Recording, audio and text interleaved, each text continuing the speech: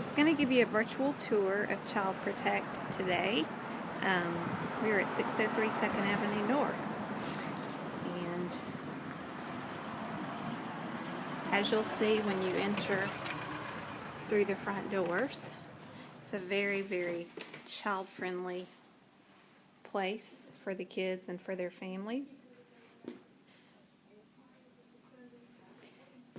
This side is the side where the children can play and hang out while they wait for the services that we're going to provide for them. Throughout the building, you will notice the artwork done by children in our community. This is a shot looking down our hallway. As you can see, this is a much better place for a child and their family to come when there's been a child sexual or physical abuse report made to law enforcement or the Department of Human Resources in our county. And so instead of them having to go to a police department to be interviewed and DHR to be interviewed and all of those different places, they're able to actually come here, which is a neutral, child-friendly location.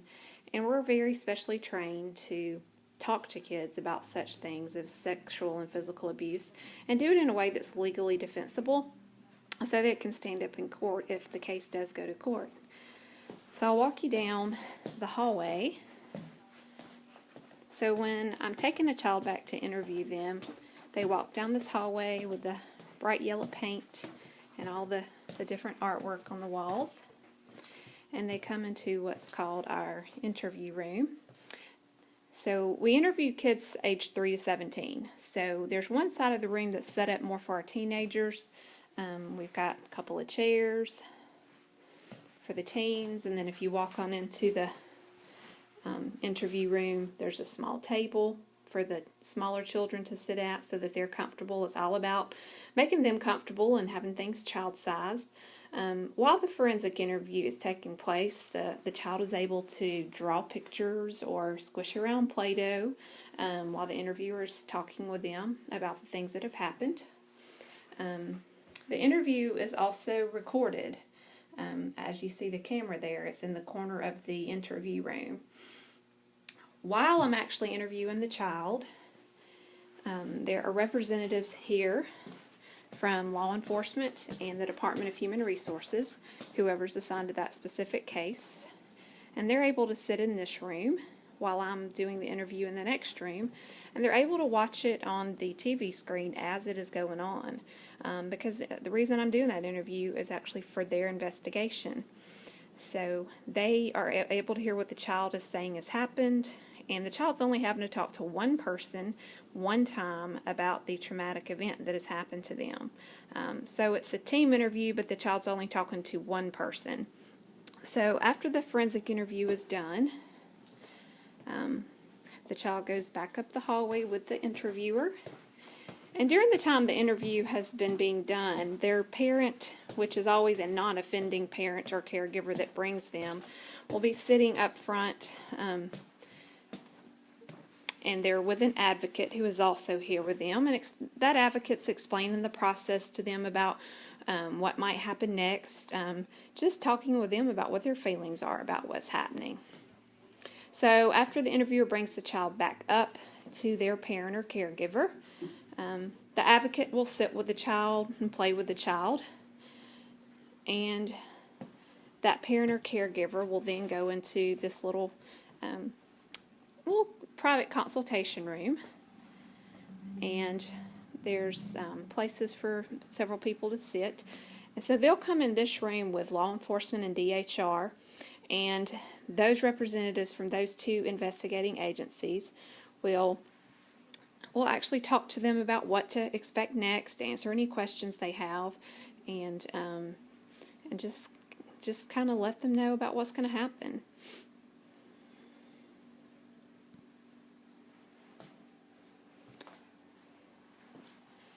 Also, after the interview, the child is able to come into this room and pick out a brand new teddy bear or rabbit or monkey or whatever it is that they pick out to take home with them. People in the community donate these, and we ask for new ones because we think that these kids deserve a brand new teddy bear to take home with them. So the advocate brings them in here, and they're able to pick out a teddy bear, as well as they're able to go back to our kitchen area and pick out a little individually packed snack and a juice box or Capri Sun. This place is all about making them feel comfortable. We want them to feel like they're in a home-like environment. It's not like they're at a doctor's office. So we want to make them feel very comfortable. After each child is interviewed, an advocate from our center will contact the family and tell them about other services that we have. And all of our services are free, so the families don't have to pay anything for the services. We're nonprofit, so we get all of our funding through personal donations and grants and foundations and United Way. But the advocate will contact those families and follow up with them and offer another service that we have, which is therapy. As you can imagine, a child who has been sexually abused really needs mental health therapy. So we have one room, which is called our play therapy room, and we were able to furnish it through a Walmart Foundation grant. But this room is used to do therapy with children who are age 3 to 11 or 12, just depending on the child. There are many things in here for them to do. There's art stuff, there's a dollhouse, table, we have a sand therapy tray, which is a very useful tool for traumatized children. Because as you know, children use play for their language, and this type of therapy really helps them to get out what they're feeling. They may not necessarily verbalize it, but they play it out. So it's a very, very good form of therapy for kids who have been through traumatic events. We also see teenagers here. We interview kids age 3 to 17. So like I said, it's all about each kid being comfortable. So the teenagers have a room that's just a lot more groovier, 2 big chairs, some splatter paint artwork that they sit in and talk with a therapist in. Now there are no cameras or anything in these rooms. These rooms are specifically just for counseling. So most kids come back for counseling, and when they do, they come back weekly, and an average amount of time that a child will receive counseling services is 8 to 12 sessions. And I forgot to mention, but our child interview room is dedicated to the memory of Rebecca Johnson Roberts. She was a really big child advocate during her lifetime. She passed away a few years ago from cancer, and so we named the room in her honor, and it's dedicated to her memory. I told you about snacks. We have this little kitchen area back here. And so each child that comes in, many times it's after school, so they're able to pick out a little snack and pick out a juice box or Capri Sun. Of course, we have the soft drinks for the parents.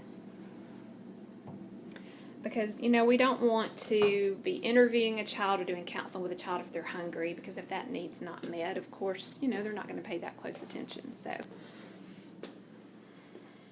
one other thing that we do is we meet regularly with our multidisciplinary team, which is all of the professionals in the county who do the investigation and prosecution of child abuse cases. So we meet regularly in this room, our conference room, and you'll see a lot of other pieces of kids' artwork on the walls.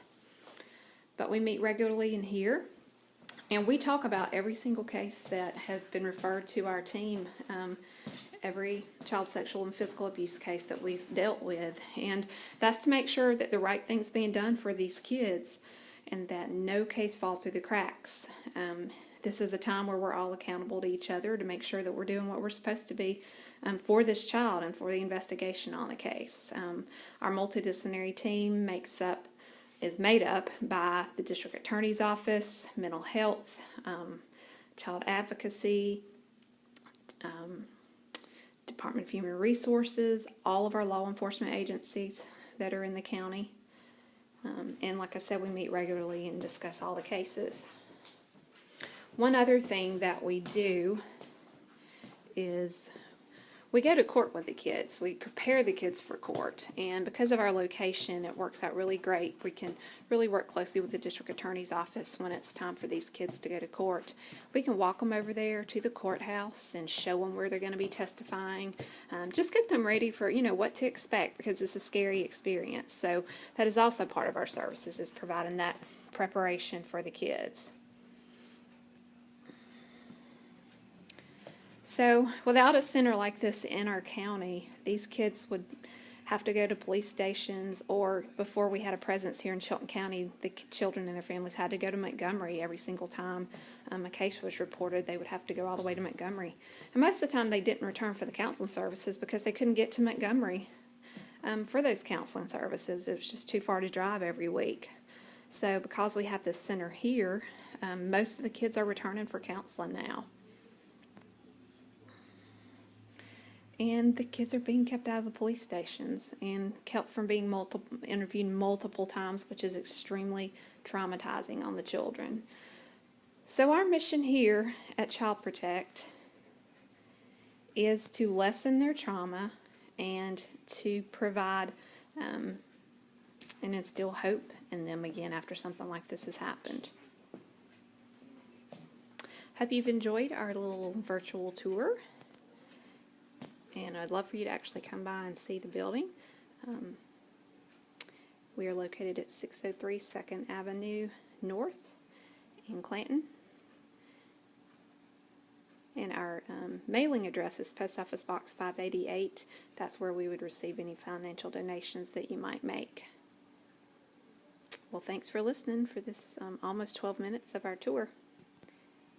And thanks for being a friend of Child Protect.